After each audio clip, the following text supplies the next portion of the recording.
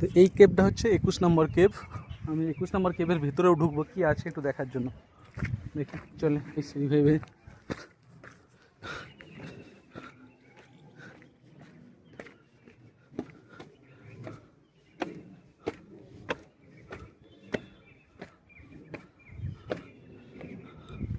দেখা যাক। মাছ সামনেই তো একটা নন্দী বসানো আছে, তো স্বাভাবিকভাবে ভেতরে এবং এর গায়ে অনেকগুলো মূর্তি আঁকা ছিল। এই যে ভেঙে গেছে প্রায় সবই,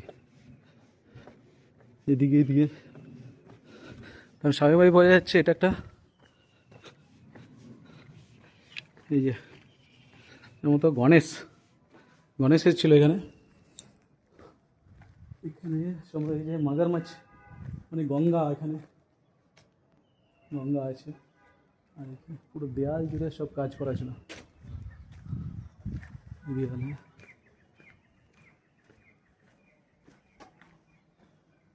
এই দেয়ালে এখানে যমুনা এখানেও আছে। এবার ভিতরে ঢুকো। পিলারগুলো যেমন প্রতিটা পিলারে মূর্তি আঁকা আছে। একটু উপরে উঠবো, দেখা যাক। হ্যাঁ, সামনে শিবলিঙ্গ। এদিকটাই যাবো আগে, দেখা যাক। এই যে এইখানেও ঠিক একই আছে, সেই রাবণের কৈলাস উত্তোলন, যেটা যে ছবিটা, এখানেও সেই একই জিনিস আঁকা আছে এই জায়গাটায়। এর ভেতরে আমি কালকে ছবি তুলেছিলাম, অনেকগুলো আছে। এই যে মহিষাসুর মূর্তির ছবিটা, এখানে মহিষ আছে, শিব, দুর্গা। এইখানে বিবাহ, না বিবাহ তো নয়, কারণ বিবাহ থাকে এখানে গণেশ থাকে।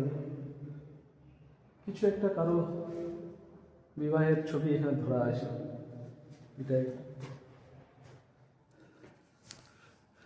এটার জন্য গাইড দরকার ছিল, কিন্তু গাইড তো নেই। তবে আমি দেখবো খোঁজ করে এটার কি ছবি আছে। এই যে এইখানে যে আছে, এটা কোনো একটা পাখি, গরুর কি হতে পারে। এই যে এটা যেমন ছাগল, এই যেমন ভেড়া বা ছাগলের দুটোই অনেকগুলো রূপ এখানে আঁকা আছে। এখানে ব্রহ্মা বলা যাচ্ছে, আর ওখানে শিব পার্বতী হতে পারে। এইরকম ছবি পুরো 3D প্রিন্টিংয়ে সুন্দর করে আঁকা আছে।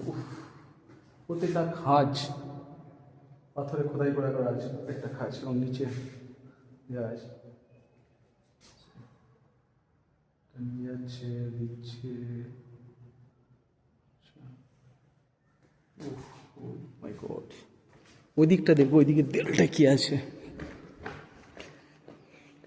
এটা 21 নম্বর গুহা, এই মেন মন্দির। শিবলিঙ্গ আছে এবং দুদিকে দ্বারপাল দুজন দাঁড়িয়ে আছে। চলো এদিকেও ঠিক, হ্যাঁ, শিব